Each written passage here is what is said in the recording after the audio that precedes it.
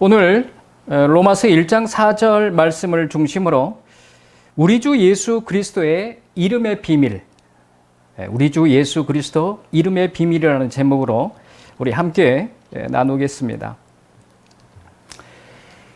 우리가 신앙생활을 하면서 가장 많이 듣기도 하고 또 개인적으로 고백하는 말이 무엇이 있습니까?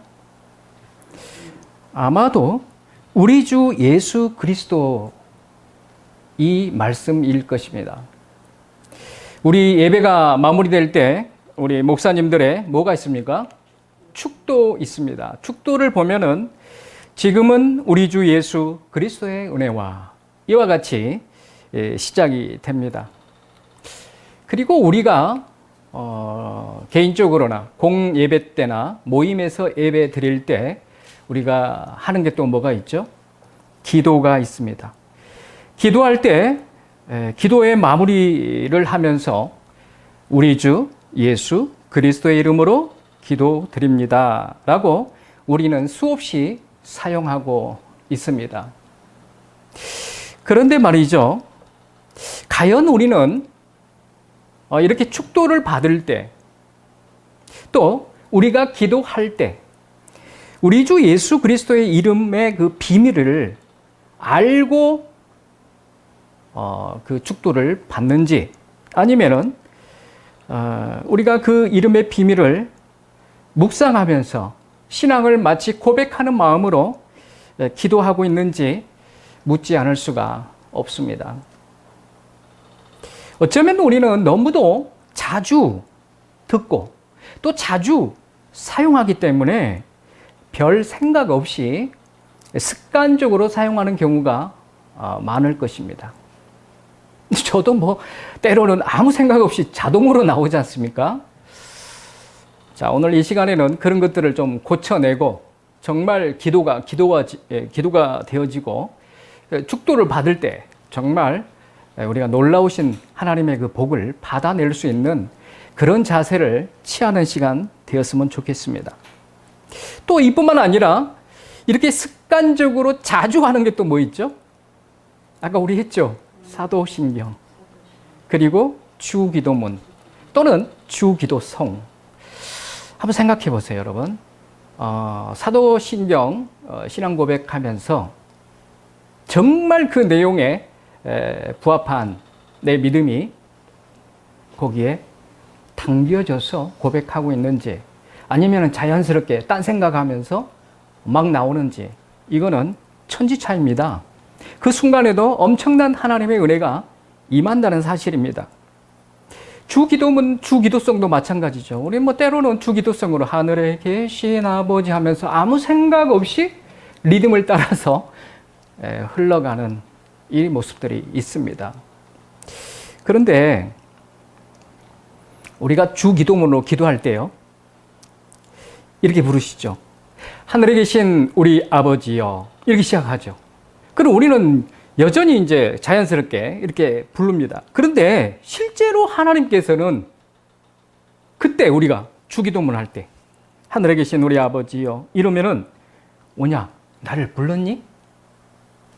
나 여기 있다. 이 말씀을 하십니다. 그런데 그걸 느낄까요? 하늘에 계신 우리 아버지여 이랬을 때 오냐, 내가 여기 있다. 나를 불렀니? 이렇게 응답하시는 하나님의 음성을 듣는 상태로 주기도문을 할까요? 안 그렇습니다. 우리는 어떻게 합니까? 줄기장창? 하나님이 오냐, 나 여기 있다. 이런 아무런 생각 없이 바로 그냥 끝을 향해서, 마무리를 향해서 줄기차게 나가죠. 이름이 거룩히 여김을 받으시오며 바로 나가죠. 하나님이 그런 분이실까요? 주기도문 하니까 아이고 그냥 니네들 그냥 습관적으로 하는 거구나. 내가 그냥 하나님하고 기도하니까 듣고 주기도문은 안 듣고, 내가 하나님 주는 그리스도시여 살아계신 하나님의 아들입니다 라고 내가 고백하면 듣고, 사도신경으로 고백하면 안 들으실까요? 이는 뭘 의미할까요? 여러분, 주기도문이라는 이 글자에서 뭐가 빠졌죠? 기도가 빠졌습니다. 기도 정신이 없어요. 우리가 주기도문을 하면서도, 사도신경을 하면서도 신앙 고백에 마음이 빠져 있는 상태가 너무도 많습니다. 실제 이렇게 우리에게 가장 귀한 기도다, 예수님이 가르쳐 주신 주기도문님은요, 엄청난 파괴력이 있다는 것을 인지해야 됩니다. 그런데 우리는 이 기도를 습관적으로 아무 생각 없이 그냥 합니다. 여러분, 보세요. 몇 글자죠? 주기도문. 네 글자잖아요. 여기서 기도가 빠지면 뭐가 되죠? 주문이 돼요, 주문. 기도 정신이 빠지니까 주기도문을 하면서도 주문을 외우듯이 한다는 거예요. 주문을 외우듯이. 이 기도 응답되어질까요? 그렇지 않습니다. 주기도문을 할 때도 기도의 마음으로, 간절한 마음으로 주님이 가르쳐 주신 기도니까 분명히 하나님이 들으실 것이다 라고 하는 간절한 마음으로 기도했을 때는 주문이 아니라 진짜 하나님이 응답의 역사를 끌어내는 놀라운 기도가 된다는 겁니다. 예수님 당시에도 예수님을 갈망하고 쫓아다니고 막 했던 많은 유대인들과 또 종교 지도자들이 있었죠. 그들은 예수님에 대해서 너무너무 많이 들어서 예수님의 말씀도 듣고 가르침도 듣고, 그런데 결국은 예수님이 누구신지를 이해하지 못했습니다. 이들뿐만입니까? 제자들조차도 예수님의 제자로 따라다니면서 예수님의 행하신 기적과 또 직접 말씀하신 것들을 엄청나게 들었는데도 불구하고 인식하지 못했습니다. 자, 그렇다면 우리는 잘 인식하고 계십니까? 예수 그리스도를 믿고 하나님의 말씀을 성경을 통해서 듣고 읽고 묵상하고 또 설교를 통해서 들으면서 예수님을 제대로 파악하며 인식하며 살아가고 있느냐? 제자들조차도 이렇게 살았는데 하물며 우리일까 보냐? 그래서 마태복음 16장 13절에서 예수님께서 빌립보 가이사라 지방에 이르렀을 때 제자들에게 사람들이 인자를 누구라고 하더냐라고 물으십니다. 이때 14절에 보면은 더러는 세례 요한, 더러는 엘리야, 어떤 이는 에레미야나 선지자 중에 하나라고 합니다 라고 대답합니다. 그래서 예수님이 15절에서 다시 제자들을 향해서 이제 그러면 제자들 너희는 나를 누구라고 하느냐라고 묻습니다. 그때 16절에 베드로가 주는 그리스도시요 살아계신 하나님의 아들이십니다 라고 대답합니다. 얼마나 이 엄청난 모범의 답을 했던지 예수님이 너무너무 기뻐하셨죠. 그러시면서 17절에 축복하시죠. 바요나 시몬아 네가 복이 있도다. 이를 내게 알게 하는 이는 혈육이 아니요 하늘에 계신 내 아버지시니라 라고 말씀하십니다. 어찌하든지 베드로가 정답을, 오늘 우리 설교 말씀의 핵심을 베드로가 대답했는데 그게 자기의 생각에서 자기의 지식에서 나온 게 아니라 하나님으로부터 왔다라고 말씀하고 계십니다. 이와 같이 우리의 머리로는 예수님을 알 수 있습니까? 도저히 알 수가 없습니다. 따라다니는 제자들도 몰랐고 많은 무리들, 유대인들, 종교 지도자들 몰랐다니까요. 그러나 예수님을 깨닫게 해주는 것은 기록된 성경 말씀과 성령의 깨우침이 있어야만 가능하다는 거죠. 결국은 제자들은 예수님이 부활하시고서야 그때 제대로 알기 시작했습니다. 자, 하나님께서는 이와 같이 이런 제자들 그리고 많은 유대인들, 종교 지도자들조차도 예수님에 대해서 잘 모르고 살아가니까 우리를 향해서도 하나님의 비밀이 되시는 그리스도를 깨닫기를 원하고 계십니다. 골로새서 2장 2절에 기록되어 있죠. 하나님의 비밀인 그리스도를 깨닫게 하려 합니다 라고 기록되어 있어요. 그런데 많은 기독교인들은 아까 말씀드린 것처럼 생각 없이 그냥 예수님을 믿고 있습니다. 그냥 믿기만 하면은 나는 구원 받는다. 예수님이 누구신지도 제대로 알려고 하지도 않고 그저 그냥 나를 위해서 죽으셨고 내 죄를 대신해서 죽으셨고 그래서 부활하셨으니까 나는 산다. 그러나 우리하고 다르게 사도 바울은 어떻게 했습니까? 그리스도가 하나님의 비밀이라는 사실을 아까 골로새서를 통해서 본 것처럼 깨달았어요. 그때부터 자신의 모든 것 배설물로 여기고 오직 예수님께 올인하기 시작합니다. 할렐루야. 이 비밀을 깨달았다는 거예요.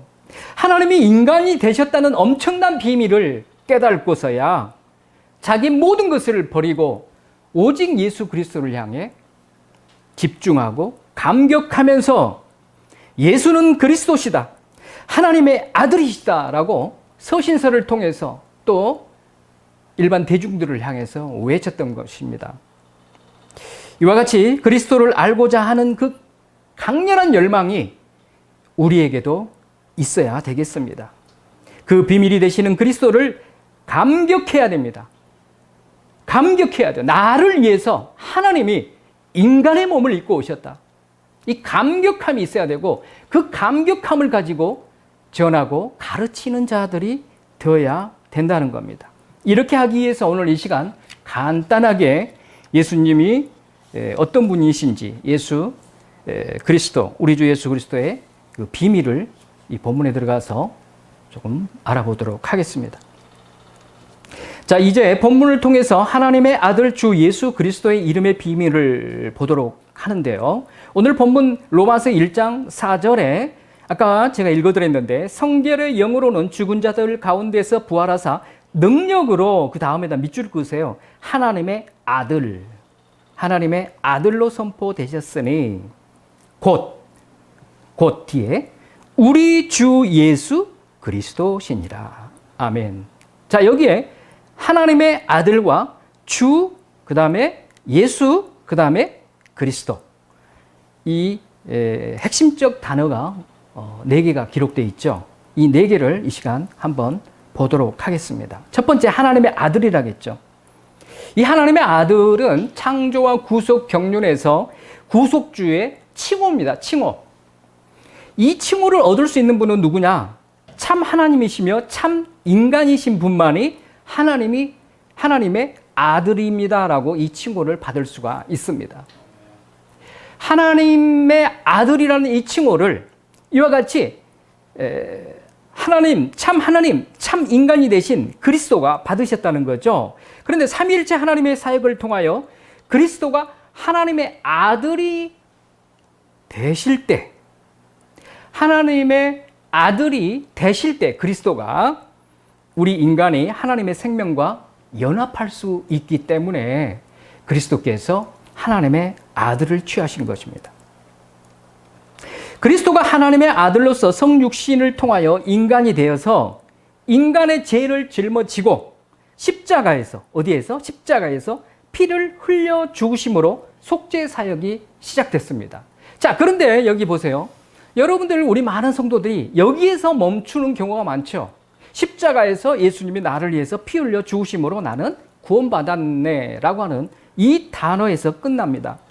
그 뒤에는 별로 생각하지 않아요. 그 뒤에가 뭐예요? 아까는 십자가에서, 이제는 부활하여 하나님의 보좌에서예요. 여기까지 가야 됩니다, 여러분. 십자가에 머물러 있으면 안 돼요. 십자가에서 이제 어디로? 부활하신 예수님을 따라서 하나님의 보좌에서 뭐 하셨죠? 하나님의 보좌에서 그 피를 하나님 보좌에다가 뿌리셨습니다. 이게 뭐예요? 속죄 사역의 완성입니다.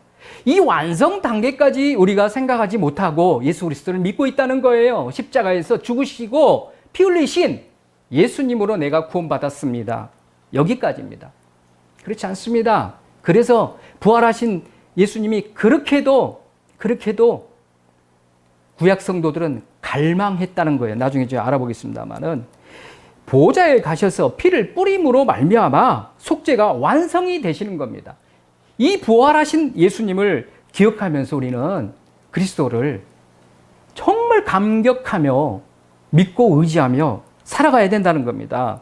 그걸로 끝납니까? 이 보좌에 피를 뿌렸기 때문에 이제 승천하신 이후에 성령님이 강림하실 수 있었다는 거예요. 보좌에 뿌렸기 때문에 그 뿌리신 피를 가지고 회개한 심령들에게 성령께서 피를 뿌리시고 내주하시죠. 강림하셔서 내주하시잖아요. 회개하는 심령들에게. 그 완벽하게 속죄사약을 완성시키신 주의 보혈을 가지고 성령께서 내려오셔서 이제 그 피를 우리 심령 가운데 뿌리시고 성령께서 내주하심으로 뭐가 이식됐죠? 하나님의 생명이 이식이 된 거예요. 그러니까 우리가 구원받은 겁니다. 그러니까 하나님과 생명이 연합이 되는 거고, 그러니까 하나님의 백성으로 영원히 살 수 있다는 겁니다. 이 단계까지 생각하지 않습니다. 단지 성령이여 내게 임하여 주시옵소서. 뭐를 위해서? 아이고 내 형편이 어려우니까 성령이여 도와주시옵소서. 이런 생각만 하지, 성령이 그 하늘 보좌에서 다 마다하시고 내려오셔서 우리 더럽고 추한 죄인들의 심령을 정결케 하시고 들어오셨다는 그 자체는 엄청난 하나님의 은혜와 사랑입니다. 이거를 기억하지 못해요. 그저 그냥 성령의 도우심만, 뭔가 내 형편이 잘 되기 위해서 너무 저급한 수준의 신앙으로 살아가고 있기 때문에 다시 한번 우리가 온전한 신앙으로 회복해야 된다는 겁니다. 그러니까 결국은 예수님이 오셔서 십자가에서 피 흘려 죽으시고 부활하셔서 천국 보좌에 피를 뿌리시고 성령이 오시고 이런 모든 사건들이 뭘 위해서? 우리의 하나님의 백성들, 인간들의 죄를 사하여 주시고 생명으로 이식시켜서 하나님과 연합한 하나님의 자녀로 천국에서 살게 하시기 위해서 이 놀라운 일을 감당하셨다는 겁니다. 우리 삼위일체 하나님 가지고 너무 복잡하게 생각하고 어렵게 생각하는데요. 제가 오늘 이 시간 간단하게 좀 설명을 할게요. 삼위일체를 쉽게 인식하려고 하면은 존재론적 삼위일체와 경륜적 삼위일체로 구분해서 이해를 하시면 됩니다. 존재론적 하나님, 삼위일체는 창세 전 영혼세계, 영혼세계. 이 땅이 만들어지지도 않고 오직 하나님만 존재하신 영혼세계에서 그때는 본질이 하나예요. 뭐 우리가 말하는 성부, 성자, 성령 하나님이 서열이 없습니다. 그냥 한 하나님으로 서열이 없는 동등한 그러한 하나님, 삼위일체 하나님. 이게 존재론적 하나님이십니다. 이 존재론적 하나님이 그냥 우리 인간을 짓지 아니하고 우주 만물을 짓지 아니하고 우리를 하나님 백성 만들기 위해서 창조와 구속 경륜을 전혀 계획하지 않았다면요, 그냥 그 하나님, 존재론적 하나님으로 만족하며 그냥 지내실 수 있으세요. 그런데 실제 우리 인간들을 하나님의 백성 만들기 위해서 우주를 만들고 지구를 만들고 인간을 만들고 그 중에 성도들을 만들어서 하나님의 백성 구속사의 이런 그 경륜을 이루기 위해서는요, 존재론적 하나님 가지고 안 되죠. 그래서 경륜적 하나님으로 이 사역을 감당하십니다. 그래서 이 경륜적 삼위일체에서는 부득볼 서열이 필요합니다. 서열이 필요해서 본질적 서열이 아니에요. 이 구속 경륜을 이루기 위해서, 창조와 구속 경륜을 이루기 위해서 서열을 그냥 종속적 방식으로 취했을 뿐입니다. 그러니까 이 세 분이 창조와 구속 경륜에서 성부 하나님은 뭘 하시죠? 구속 계획을 설정하시죠. 성자 하나님은 구속 계획을 어떻게 합니까? 성취하시죠. 그 다음에 성령 하나님은 구속 계획을 발휘하십니다. 우리 안에 들어오셔서 발휘하시죠. 그래서 성부 하나님은 생명을 주시는 분, 성자 하나님은 자신의 몸을 희생하신 분, 성령 하나님은 강림하시고 내주하시는 분, 이렇게 구분되어져 있다는 겁니다. 이와 같이 삼위일체 하나님이 구속 경륜을 이루시기 위하여 경륜적 하나님, 이 하나님, 다시 말해서 예수님의 피 흘림이 없고 성령의 내주하심이 없으면은 하나님의 생명이 이식이 안 되잖아요. 그래서 이 창조와 구속 경륜을 이루기 위해서 예수님이 하나님의 아들이 되신 것입니다. 그런데 이 존재론적 하나님과 경륜적 그 삼일체 하나님을 혼돈해 가지고 매우 복잡하게 생각하시는데 그렇지 않습니다. 그러면 예수님이 하나님의 아들이라는 말은 예수님이 성부보다 열등한 하나님이란 뜻인가요? 아니에요. 동등하신 분이에요. 요한복음 10장 30절에 보면은 예수님은 자신이 하나님 아버지와 신적 본질이 하나라고 선언하고 계십니다. 이 하나라고 하는 것은 나중에 여러분들이 보시면 아시겠습니다만은 원문에는 웬으로 되어 있죠. 웬.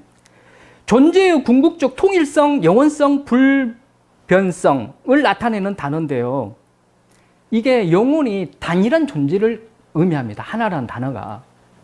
그러니까 결국은 예수님이 열등하신 하나님이 아니에요. 따라서 예수님은 성부와 동등한 신적 본질을 지니고 계시지만 인간 구속을 위하여 성부께 하나님의 아들로서 종속적 방식을 취하고 계신 것 뿐입니다. 빌립보서 2장 5절에서 11절에 잘 나와 있지 않습니까? 자, 그런데요. 그러므로 이 서열은 창조와 구속 경륜을 이룰 때까지만 취하고, 만약에 이게 다 완성이 되면은, 천년왕국 다 끝나고 이제 구속 경륜이 완전히 완성이 되면은 경륜적 삼위일체 하나님은 이제 역할을 하지 않죠. 그럼 어디로 가십니까? 원래 영혼 세계에서 머물러 계셨던 존재론적 삼위일체 하나님으로 이제 하나님의 모습으로 우리를 다스리신다는 거예요. 잠시 우리의 구속 경륜을 위해서 경륜적 삼위일체 하나님으로 그 사역을 감당하셨습니다. 그래서 삼위일체 하나님과 그의 구속 경륜은 초월적인 개념이잖아요. 이 초월적인 개념을 어떻게 우리 인간의 이성으로, 어떻게 우리의 머리로, 지식으로 알 수가 있겠습니까? 그래서 성령이 주신 그 믿음으로 말미암아 신비를 깨달고 믿게 될 수 있습니다. 그냥 내 머리로 이거 기네 아니네 판단할 필요가 없다는 거예요. 그거는 성령이 임하셔가지고 우리에게 지금 믿음으로 그 사항을 보지 못하고 있는 거예요. 믿음 없는 겁니다. 한번 예가 될지 모르겠습니다만은 이 땅에 살아가는 벌레들이 우리 인간에 대해서 알 수 있을까요?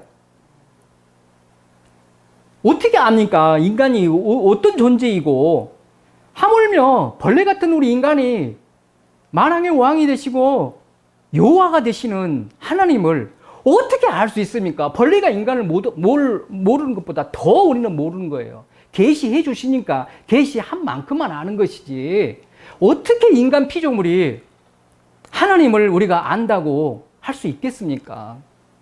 여러분, 이 삼위일체 하나님이 우리를 죄에서 구원하시고 하나님의 생명과 연합시키시기 위하여 총동원하셨다는 사실입니다. 이게 얼마나 큰 은혜입니까?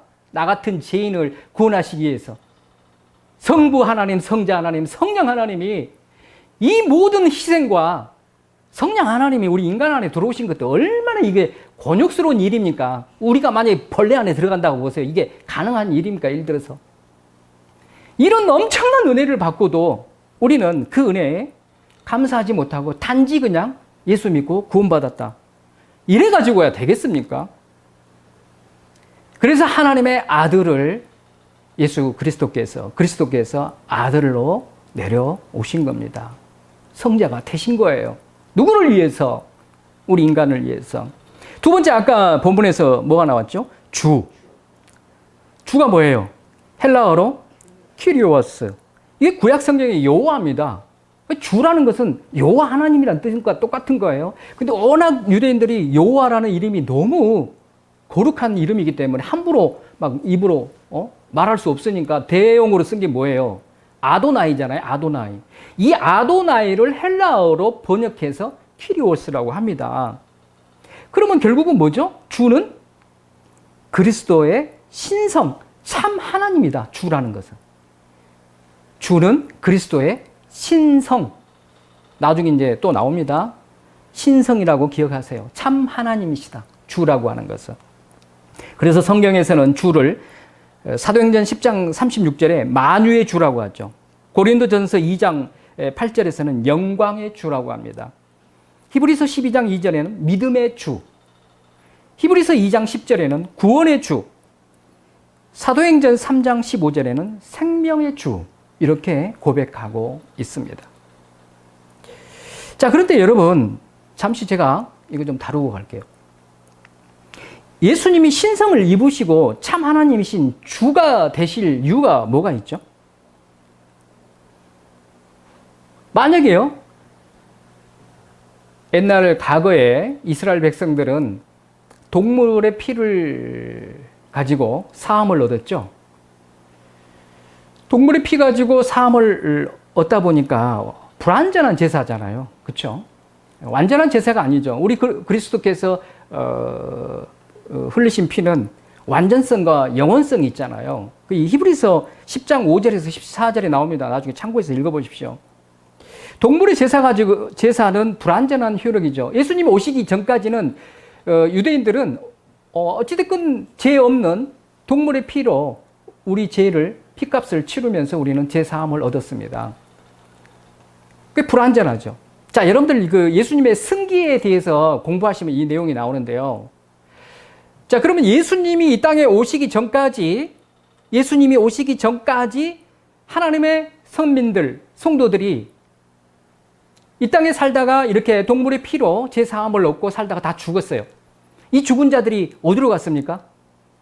천국 들어갔습니까? 아니면 다른 곳에 있었습니까? 음부의 의인 구역이라고 하는 낙원에 있었습니다. 아까 예수님이 십자가에서 흘린 피로 우리를 제사함을 했지만 부활하셔서 천국 보좌에 가서 그 제단에 피를 뿌리셨잖아요. 그 제단에 예수님이 오시기 전까지는 피를 뿌리지 않으셨기 때문에 아브라함이든 다윗이든 할 거 없이 모든 하나님의 그 선민들은 다 죽고 천국으로 바로 들어간 게 아니라 전부 낙원에 있었습니다. 그러면 이들이 낙원에 왜 머물고 천국에 못 들어갔나요? 예수님의 피가 그 제단에 안 뿌려졌기 때문에 구속사가 완성이 안 됐기 때문에 못 들어가는 거예요. 거기서 대기하고 있는 거예요. 자, 여러분들 여기서 한번 생각해 보세요. 그러면 아브라함이든 다윗이든 모세든 모든 하나님의 백성들이 그 낙원에서 천국과 같은 삶을 누리죠. 낙원이니까.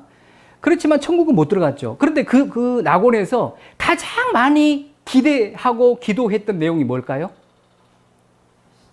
주여, 그리스도시여, 하나님의 아들이시여, 속히 이 땅에 임하셔서 십자가에서 피를 흘리시고 부활하셔서 천국 보좌에 피를 뿌려 주시옵소서. 이 기도를 어마어마하게 했을 거라는 거죠. 왜? 그래야 예수님 따라서 천국에 들어가니까. 그러면 지금 예수님이 오셔서 우리가 지금 이렇게 살고 있다가 우리 성도들 2000년 동안 예수 믿는 사람들은 어디로 갔을까요? 낙원으로 갔습니까? 천국으로 곧바로 직행입니다. 왜? 예수님이 보좌에 피를 뿌리셨고 구속사를 완성하셨기 때문에 이제 예수 그리스도를 믿고 살아가는 주의 백성들은 전부 천국으로 곧바로 갑니다. 그래서 구약 성도들이 머물렀던 낙원은 없어지는 거죠. 이제 없어지는 거예요. 다시 표현하면은 음부의 그 악인 구역이 더 확장되겠죠. 자, 이와 같이 이제 구약 성도들이나 지금 살아가는 우리 성도들이 죽어서 천국에 있는데, 다 천국에 있지 이제. 그럼 천국에서 무슨 기도를 하고 있을까요? 가장 기대하면서. 질문. 천국에 있는 성도들은 지금 무엇을 위해서 막 애타게 고대하며 기도하고 있을까요? 예수 그리스도의 재림입니다. 할렐루야. 왜 그럴까요? 여러분들 이미 성도들이 다 천국 갔으니까 이제 살만 나잖아요. 그런데 살고 있는 모습은 뭘로 살고 있죠? 영체로 살고 있잖아요. 그런데 우리에게 허락되어진 건 뭐예요? 부활체예요. 영광의 몸, 부활체. 그러니까 부활체를 입고 싶은데 입을 수가 없죠. 예수님이 재림하셔야 우리가 부활의 놀라운 영광의 몸으로 변화되니까. 야, 여러분, 천국의 백성들이 지금 기대하는 것은 주여 어서 오시옵소서 하는 것처럼 주여 속히 임하소서, 재림하소서. 그리하여 우리가 부활체를 입고 영원히 주와 함께 살기를 원하나이다. 이게 그들의 최고의 기도입니다.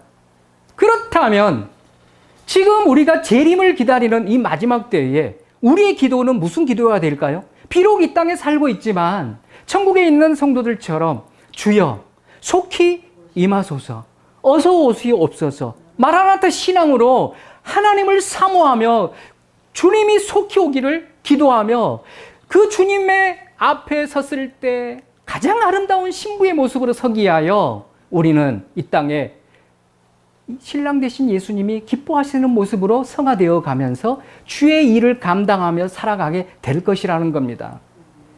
이런 소망이 없으니까 뭐 예수님 오시면 뭐 이제 그때 우리 뭐 부활체 있겠지. 아주 막연하게 그냥 미지근하게 그렇게 될 거야 라고 하는, 이렇게 해가지고 진짜 이거 부활체 있겠습니까?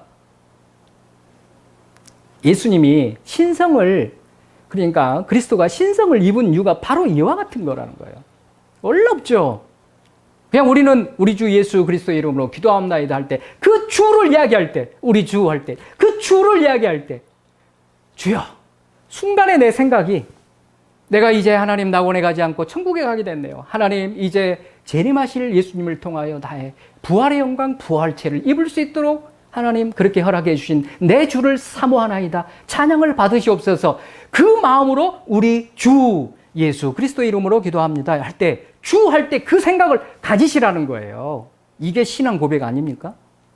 그러면 하나님이 얼마나 기뻐하시겠어요?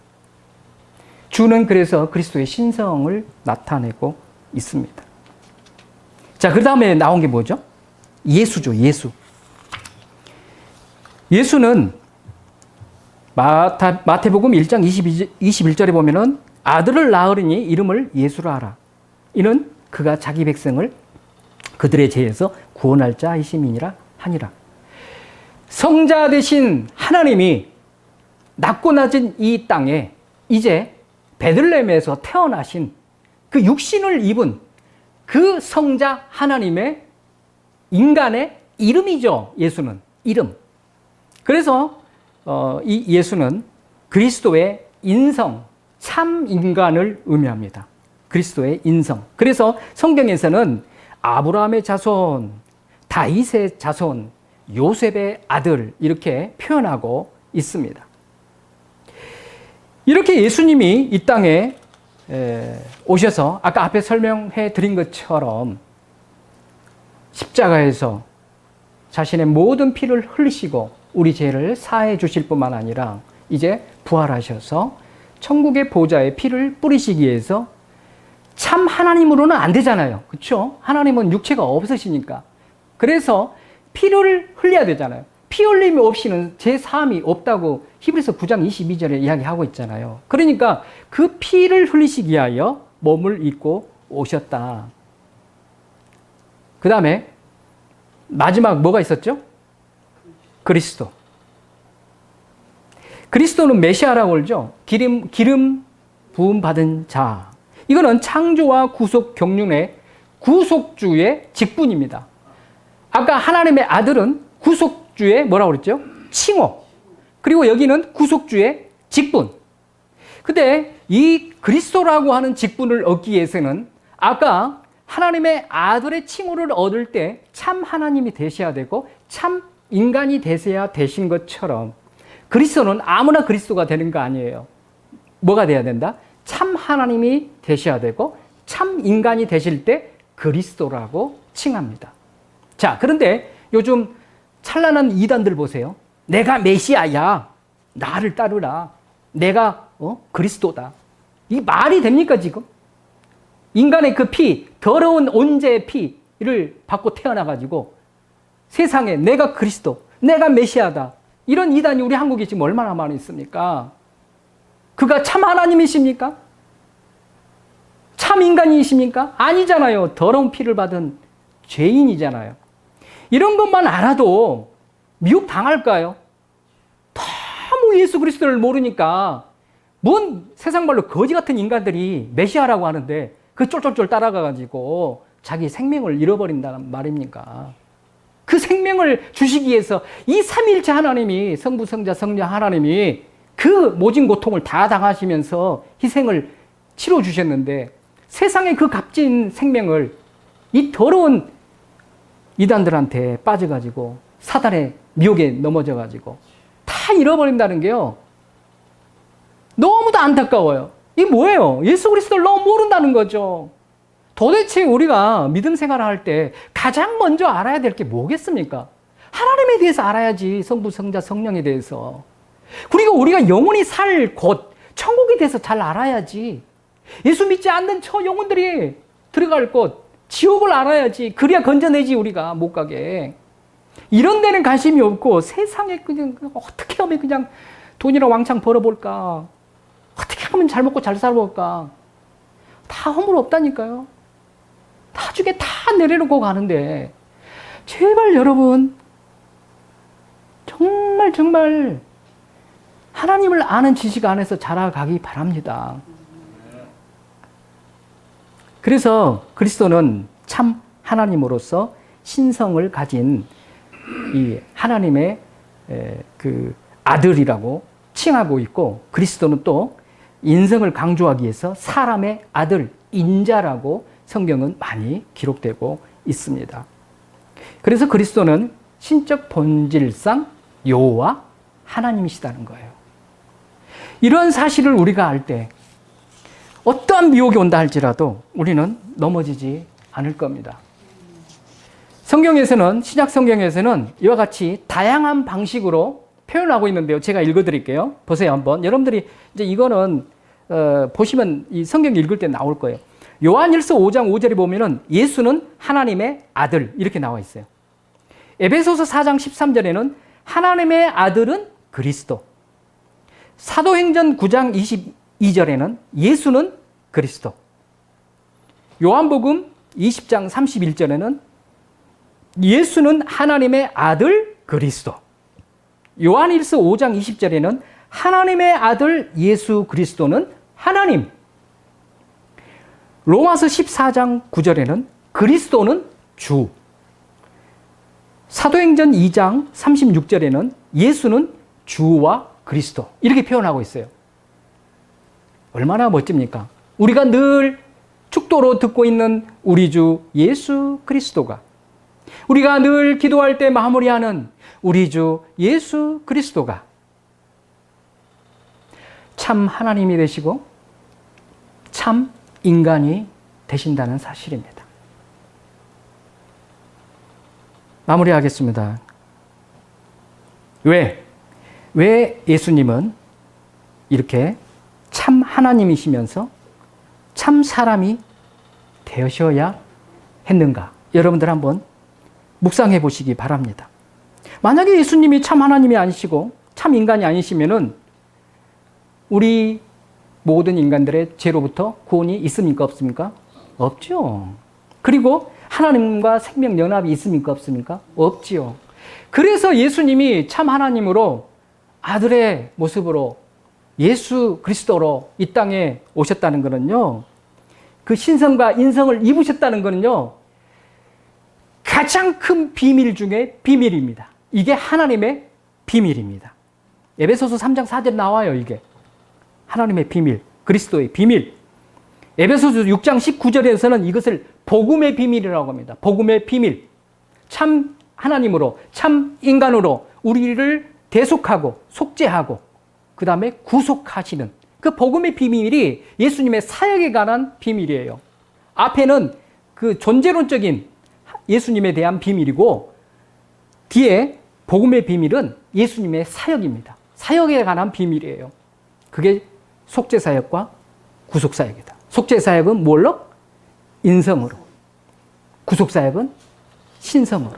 아까 십자가에서 죽으실 때는 무슨 사역이죠? 인성의 사역이죠. 부활하셔서 천국 보좌에 피를 뿌리실 때는 신성의 사역입니다. 여러분, 신성이 아니면은 천국에다가 피를 뿌릴 자가 누구 있습니까? 없다니까요. 그러니 이 땅에서 죽으시고 부활하시고 이 모든 것도 인성과 신성으로 이루어지셨다는 거예요. 얼마나 놀라우신 비밀입니까? 이게 비밀이라니까요, 여러분. 그래서 예수님은 이 땅에서 신적 권능을 나타내어서 이적을 행하실 때도 인성을 가지신 사람이었습니다.